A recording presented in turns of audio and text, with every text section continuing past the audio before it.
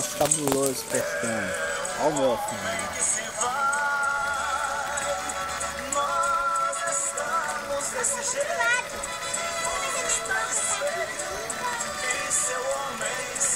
E a boca? A cara.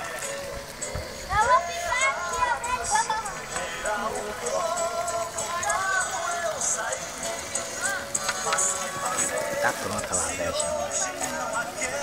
A nossa porção tá chegando, né? Uhul! Tá meio grandinha. Mãe, a nossa porção aí vem. Nicole!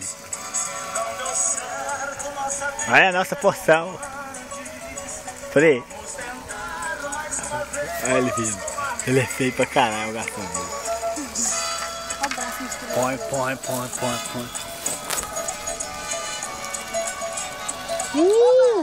É o que, Reto? Tem gordinho com muito, hein? Nossa!